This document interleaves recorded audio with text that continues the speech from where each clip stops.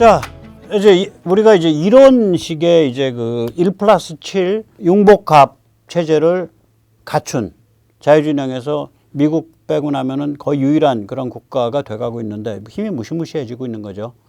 이런 상황에서 이제 아베 전 총리가 이제 그 숨졌단 말이에요. 자, 그래서 우리가 아베라는 인물에 대해서 좀 얘기를 제가 다시 한번 좀 정리를 하겠습니다. 아베는 2006년에서 2007년까지 한번 수상을 지냈고요. 그 다음에 2012년에서 2020년 사이에 수상을 지내서 그 일본 수상이 빨리 바뀌는 그런 패턴이 있기 때문에 일본 수상 중에 가장 오랫동안 수상을 지낸 사람입니다. 그런데 아베가 수상을 한 2007년, 아베가 이제 그 수상급의 인물, 지도자가 된, 자민당의 지도자가 된 요 시기가 어느 시기냐면 이미 소련 동구 해체 및 정보소통 혁명으로 이게 전 세계 시장과 그 분업 체계가 굉장히 가속을 받아서 고도화되기 시작할 때예요. 그러니까 일본의 정부 주도 경제 발전 방식이 안 먹힐 때예요. 이제 하도 오래된 얘기라 요새 분들은 잘 그걸 생각을 못 하시겠지만 저만 해도 이제 나이가 60세 이렇게 되잖아요. 그러니까 우리 같은 세대에서는 미티 그러면 신화적 존재예요. 미티가 뭐냐? Ministry of Industry and Trade인가 그렇죠? Trade and Industry. 그러니까 통상산업부. 일본의 통상산업부. 그러면 거기가 일본의 경제 정책을 세우고 그 정부 주도 경제 정책을 밀고 가는 그 브레인 집단이에요. 그러면 언제부터 그게 그렇게 작동한가? 미티 같은 게 물론 미티란 이름은 아니었지만 그런 국가 주도, 정부 주도 경제 발전 아주 전략적으로 여기 이거 해, 저거 해 해서 쭉쭉 기업계 다 그 전경련, 그 일본도 전경련이 있죠. 일본의 원형이죠. 그 다 연결하고 기업들 다 연결해가지고 튜닝 해가지고 쫙 그 방향으로 이렇게 설 때 쐐기 모양으로 쫙 국력을 모아서 밀고 가는 방식. 메이지 때부터 아까 메이지. 1859년, 57년인가 메이지가? 59년인가. 그때부터 그 방식인 거예요. 쫙 정부 주도형으로. 나중에 그 미티란 이름으로 드러나는 거죠. 그래서 저 같은 경우도 나이 한 40대까지만 해도 한 20여 년 전까지만 해도 미티 그러면 미티라고 발음하는 순간 온 몸에 존경의 염이 다 이렇게 그 머릿속에 차오르는 거예요. 그 엄청나게 훌륭한 도요다, 미쓰비시, 스미토모 이런 그 일본의 세계 최고의 기업들의 성장을 앞에서 이끌어주는 그 브레인 집단 이렇게 되는 거죠. 그런데 저게 인터넷 발전하고 동구 소련 체제 해체되고 인터넷 발전하고 세계 시장이 급속히 고도화되고 WTO 고도화되고 분업비 고도화되면서 저게 의미가 없어져 갔어요. 이제 정부 주도형으로 뭘 못할 정도로 다방면이 되고 너무 속도가 빨라진 거예요. 그 일본의 한계가 온 거예요. 일본 체질에. 그럼 그런 체질의 한계가 왔으면 일본 지금도 팩스 하잖아요. 지금도 도장 찍잖아요. 뭔가 우리가 좀 근본적으로 바뀌어야 돼. 이 고민을 해야 되는데 그런 근본적인 체질의 변화에 대한 고민을 하지 않고 쉽게 문제를 풀라 그런 거예요. 아베가. 그게 아베노믹스예요. 제가 전에 언제 보니까 아베노믹스가 뭐가 잘못됐습니까? 세계의 화살이 얼마나 위대한 정책이었는데요. 라고 말씀하시는 시청자님이 계시는데 그거는 시청자님 생각이고 아베노믹스 저게 일본 망쳐먹었다는 건 일본에 생각 있는 사람들 다 그렇게 얘기하고 있고 바깥에서도 생각 있는 사람들 다 그렇게 얘기해요. 저게 뭐냐면 돈 찍는다. 통화 증발이에요. 그러니까 양적 완화. 돈 푼다. 정부가 적극적인 재정 정책을 핀다. 돈 찍고 돈 푼다. 그 다음에 규제 완화라고 표현했죠. 정부 주도를 포기하겠다는 거예요. 저게 미티의 그 리더십을 포기하겠다는 거예요. 저게 이제 일단 돈을 찍고 돈을 푼다는 얘기는 뭐예요? 수출 제조업 중심 경제의 펀더멘탈이 파괴되는 거 아니에요? 무슨 석유가 나는 데가 아니고 오스트레일리아 같이 어마무시한 무슨 자원들이 막 쌓여 있는 데가 아닌데 근면하게 일해서 먹고 사는 수출 제조업이 베이스가 돼서 돌아가는 그런 사회인데 돈을 찍어서 돈을 풀어버려? 그걸로 가는 거죠. 펀더멘탈이 파괴되죠. 치명적 결과죠. 거기다가 정부 주도를 포기해 말 돼요. 기질이 한국 사람들처럼 별종 맞지 않으면 말이 안 됩니다. 일본 사람들은요, 위에서 내려온 매뉴얼과 지침이 없으면 꼼짝을 안 하잖아요. 후쿠시마에서도 보여줬잖아. 굉장히 순종적인 데가 있고, 그 순응주의적인 데가 있어서 컨포미스트란 말이에요. 그러니까 정부 주도를 쉽게 포기할 일이 아니라 정부 주도를 포기하겠다라는, 정부 주도를 앞으로 없애겠다라는 그런 거를 염두에 두고 계속해서 민간이 사회 전반의 그 문화와 심리가 바뀔 수 있도록 하는 그런 문화운동을 일으켰어야 돼요. 정신문화운동을. 그건 안 해놓고 정부 주도만 퍽 포기한 거예요. 그러면 이제 사람들이 다 디스오리엔테이션이야. 이제 방향 감각이 다 상실돼요. 자, 돈은 찍어서 풀었어. 돈은 찍어서 풀었어. 방향 감각은 상실해서 거기서 10년 가보세요. 그런데 그 전에 이미 위기는 와 있었고. 그래서 지금은 어떤 상태냐. 이자율을 올릴 수도 없고, 안 올릴 수도 없고, 통화 증발을 계속 할 수도 없고, 안 할 수도 없고, 어떤 선택을 하든 효과를 못 보는 아주 고약한 늪에 빠진 상태예요, 지금. 한편 또 아베의 안보는 저건 또 우리 마음에 드는 점이 있어요. 한편으로 보면 뭐 일본 장무장인데 저는 일본 넘어섰다고 생각해요. 사실은 옛날에 넘어섰다. 일단 말씀드릴게요. 아베의 안보 군사는 어떤 관점이냐. 중국 폐악질이 심해졌으니까 이제 일본 장무장할 때 됐다 이거요. 개헌할 때 됐다. 그게 좀 말이 돼. 근데 이제 우리가 뭐 2차 대전 때 잘못한 게 뭐 있어. 살다 보면 그런 짓도 할 수 있는 거지. 그건 마음에 안 들고. 야스쿠니 참배 자체는 뭐 참배할 수 있지만 어떤 마음으로 참배하냐. 아, 선배 세대 참 안 됐다. 그 참 전통사회에서 살다가 느닷없이 현대문명 속으로 끌려 들어가서 거기서 그래도 어떻게 해보겠다고 했는데 그 하필이면 그 간 길이 그렇게 물질주의 그 물신 숭배로 가서 그냥 전 세계 비극적인 일은 다 우리 일본 사람들이 다 방아쇠 당기고 돌아다니는 게 되어버렸다. 왜 당신들 그렇게 살았냐. 이제 업보를 잊고 좀 잠이라도 편히 주무셔라.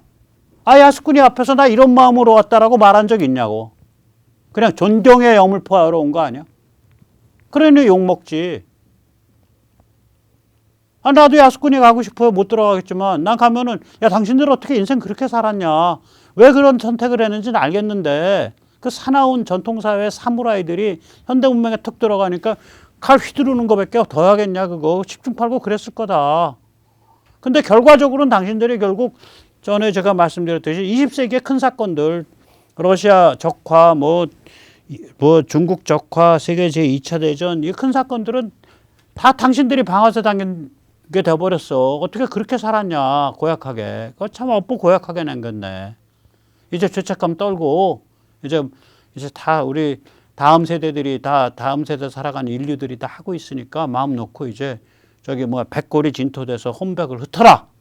그런 마음으로 간다면 나 그런 마음으로 왔다 그럼 내가 왜 반대하냐고.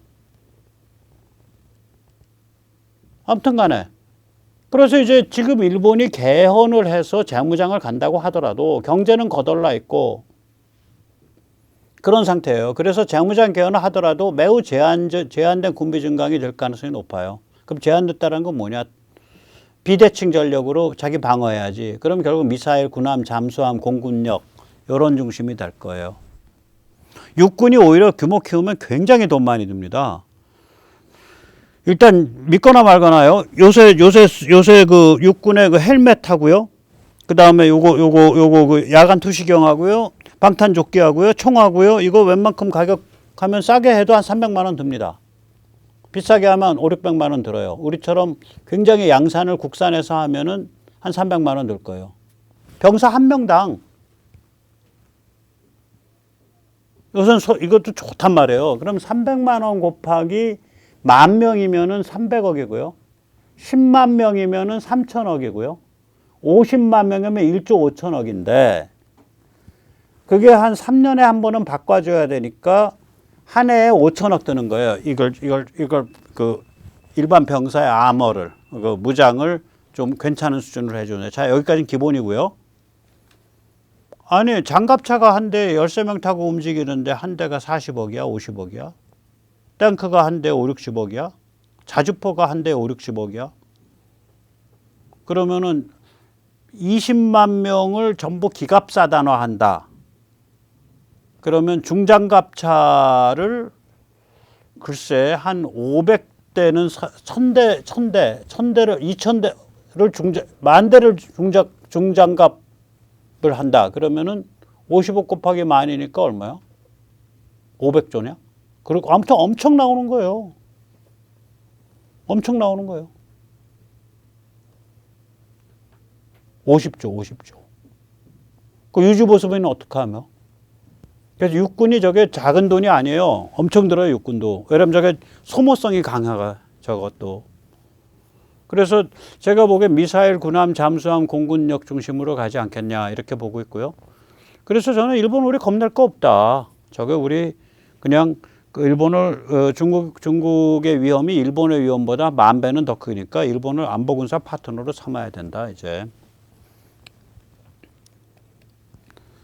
자, 그래서 이제 중국을 억제할 수 있을까? 이 문제 한번 생각해 보죠. 중국은 이제 오직 살벌한 군사력만으로만 억제가 됩니다. 그러니까 니들 도발하면 정말 니들 반 죽어. 그 도발에 대한 대가를 증대시켜야 중국을 억제할 수 있습니다. 중국한테 운명의 순간이 오겠죠. 북한에 대해 개입을 할 거냐, 개입을 안 할 것이냐. To intervene or not to intervene. 셰익스피어식으로 말하면 to be or not to be. 그렇게 되죠. 개입을 하면 한국의 의지와 군사력 때문이라도 미국이 개입하게 돼요. 북한으로 중국이 밀고 들어왔을 때 미국은 중국이랑 이렇게 몸섞기 싫어, 그냥 저기 부닥치기 싫어, 그냥 먹으라 그래. 미국은 그런다고 할지라도 한국이 굳건한 의지와 군사력을 갖고 덤벼버리면은 미국은 끌려 들어온다고요. 그러면 한미가 같이 개입을 해버리면 지들은 죽어요. 자, 그 상태에서 운이 좋아서 한국의 군사력 행사를 안 해. 오케이, 그래서 지들이 북한 먹은 것 같아. 그럼 지들이 무슨 재주로 북한의 주둔을 유지하고 통치를 하냐고요. 북한 주민들이 때가 되면 다 들고 일어나지. 그럼 개입하지 않으면 어떻게 되냐. 북한에 어떤 급변 사태가 있다든지 이제 나름 뭔가가 무리익어서 개입해야 될 상황인데 개입을 안 하면, 그러면은 남북이 체제 통일될 거 아니에요. 체제 통일된 한국은 중국의 목에 겨눠진 단두대예요. 그 단두대 모시고서 거기 단두대에 머리 내놓고서 이제 중국은 살아야 돼. 여기 8천만이 지금 지금 대한민국보다 더 발전된 형태로 나가보세요. 중국은 숨도 못 쉬어. 지금 중국의 체제는 뭐냐면은 쇼비니스트 제조업 군당 복합 체제, 쇼비니스트 매니팩처링 밀리터리 파티 컴플렉스, 제가 만든 말입니다. CMMPC죠. 자, 여기 참 미스터리예요. 이상해. 그러니까 합리적인 집단이 아니에요. 일단 자원을 무지막지하게 낭비하고 있어요. 지금 자원 낭비할 때냐 이거예요. 자원을 무지막지하게 낭비해요. 자기들의 패권 게임을 위해서. 지금 그럴 때냐고. 말도 안 되는 패권 게임에서. 무기랍시고 엣지 없는 거 잔뜩 양산을 하죠. 군함, 가다가 서는 군함, 항모, 비행기도 뜨고 내리지도 못하는 항모, 전투기, 빌빌 싸다가 지금 J-20이 좀 날아다닌다 만다 지금 말이 복잡해요.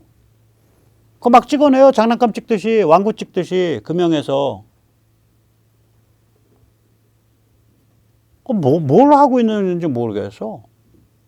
그 다음에 대만 침공 말은 떠드는데.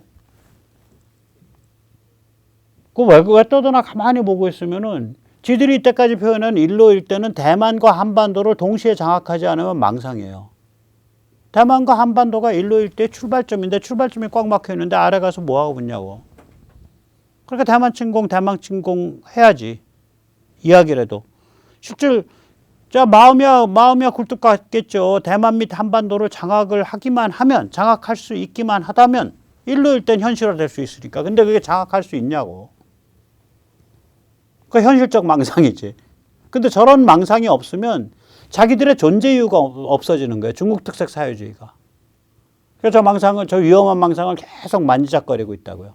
그러니까 중국은 망상 정신병입니다. 중국이라 쓰고 망상 정신병이라고 읽습니다. 패권 망상 정신병입니다. 망상이라는 건 현실성이 없는 걸 망상이라 그러잖아요. 그래서 저 패권 망상 정신병이 발작하지 못하게 하려면 어떻게든 내가 발작하면 죽는다라는 건 이해할 수 있게 만들어줘야 돼요. 근데 그 발작은 한반도 유사시 혹은 한반도의 타이밍이 무르익었을 때 북한으로 진입하는 것도 발작이에요. 저희가 거기까지 밀고 나가야 됩니다. 이제 자, 다시 얘기를 돌아오겠습니다. 아까도 말씀드렸듯이 지금 미국이 KF-21을 두고 주권 자산이다라고 부르고 기겁을 한단 말이에요. 우리가 이제 아까 살펴본 바와 같이 1+7 심층 융복합 메카가 됐어요. 그 까닭이 뭔가 이렇게 보면 이 우남과 박정희 이 두 명의 엄청난 지도자 두 명이 최소한 75년을 한국을 리드해 왔어요. 우남은 이제 1904년 독립정신 책 썼을 때부터 리더니까 1904년부터 1979년까지 75년을 리더를 해왔습니다. 그러면서 관점이 확립이 된 거예요. 현대문명의 핵심 가치, 개인, 자유, 공화국, 그것과 세계시장의 순기능에 대한 믿음과 비전이 그때 생겼습니다. 이게 참 드뭅니다. 식민지 경험한 나라에서. 거의 한국 하나밖에 없어요. 그 다음에 세 번의 만국 시련이죠. 영어로 말하면 챌린지고요. 우리말로 하면 시련입니다. 세 번의 만국 시련을 극복을 했습니다. 그래서 이게 니체 말이 생각이 납니다. 우리를 죽이지 못하는 것은 우리를 강하게 만들 뿐이다. What fails to kill me only makes me stronger. 이 세 번의 만국 시련은 뭐냐면 첫째는 일제 식민지죠. 두 번째는 6.25 남침이죠. 세 번째는 의외로 1970년대 세계 시스템의 격변입니다. 그때 오펙 생겼고요. 그때 석유 쇼크 두 번이나 오고요. 그때 미중 밀월이 이루어집니다. 대한민국과 같이 비실비실하는 그 미국 원조에 기대하는 나라가 원조에 기대서 살아온 나라가 유지할 길이 없게 됩니다. 저게 유신의 뿌리입니다. 유신의 이유입니다. 세 번째 만국 시련이. 그래서 제가 전주에 말씀드렸던 GAA 포커스 이행이 또 우리가 일어났죠. GAA 포커스라는 건 Gate All Around에서 제가 비유적으로 따온 건데요. 정부 주도, 그 다음번에 민간 주도, 그 다음번에는 절차적 민주주의, 그 다음번에는 우리가 이제 저는 저걸 다시 원래의 뿌리인 정신과 관점, 현대 문명의 핵심 가치를 중시하는 정신과 관점의 완성. 저게 한 풀사이클로 돌아가고 있는 거예요. 저 네 번째 게 원래 있었기 때문에 정부 주도에서 적당히 발전하고 곧바로 79년부터 민간 주도로 넘어가고 그 다음에 절차적 민주주의 간 거예요. 그리고 다시 근본, 관점, 현대 문명의 핵심적 정신적 가치에 대한 재발견, 거기로 다시 돌아가야 되는 거예요. 자, 그렇게 되면서 우리가 공화국의 세 개의 주춧돌이 강화됐죠. 하나는 자유민주주의, 둘은 세계시장, 셋은 한미동맹입니다. 그래서 저런 사이클을 겪었기 때문에 우리가 일본을 이미 넘어섰습니다. 그 길은 이미 완성됐습니다. 언제 완성됐냐? 일제 때 이미 뿌리가 만들어져 있었습니다. 그 길의 뿌리가. 일단 일제 식민지라는 게 우리가 왜 약이 그렇게 모멸감을 느끼고 그렇게 분발하게 되냐? 우리가 보면 이거는 사기 합병인데, 인종이 다르고 완전히 어떤 문화적, 역사적 백그라운드가 완전히 다른 자들이 와서 우리를 식민지로 삼았어. 그럼 우리가 저희들은 우리가 다른 모양이야 하고 인정했을 수도 있어요.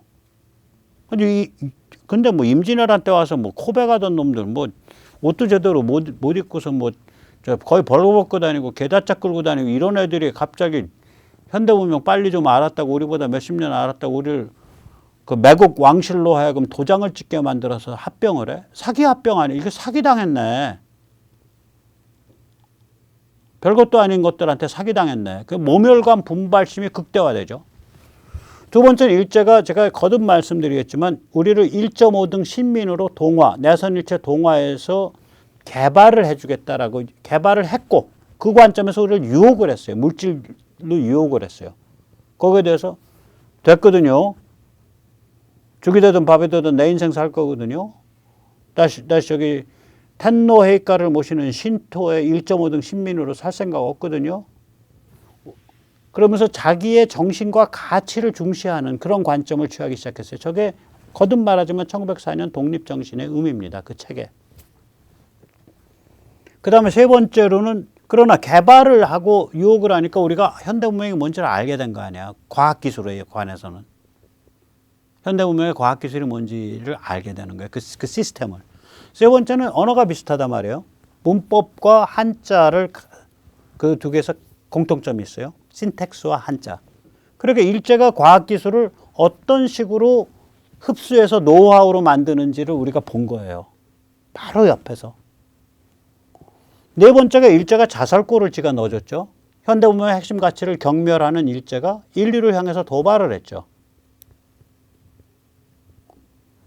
그렇게 자살골 넣을 거다. 그때 우리 독립 찬스 온다라고 우리가 전략적 예감을 했고 그걸 이미 담론화 시켰어요. 이미 증거가 남아있어. 1921년 태평양 신보에 실린 공산당의 당부당에 이미 남아있어요. 원암이 승만에. 일제 도발할 거다. 쟤들 세계 시스템에 대해서. 그럼 일제 패망한다. 그럼 우리한테 독립 찬스 온다. 저 비전이 이미 1945년 패망 24년 전에 비전이 이미 있었다. 그죠? 예감과 준비가. 예감과 비전이. 이미 저 과정에서 다 넘어선 거예요. 그걸 지금도 넘어서지 못했다 그러고 공포에 질리게 만들고 저걸 악마화시켜서 저거 죽여 죽장하는 못난 자들이 있으니 그게 바로 문재인 조국과 같은 자들이고 그게 바로 뒤에 그 백년 치욕을 떠들고 있는 중국 공산당 같은 자들이고 김일성 일당 같은 자들입니다. 그래서 저는 일본이 이번에 개헌을 해서 재무장으로 간다 그래도 뭐 나쁘지 않다. 나쁘지 않다. 뭐 이미 다 충분히 넘어섰다. 그렇게 생각을 합니다. 그리고 지금 일본이 굉장히 경제나 이게 어려워져 있어가지고 재무장과도 아주 제한적인 그러니까 비대칭 전력 일부를 하는 것 외에는 하지 못할 것이다. 그렇게 생각을 합니다.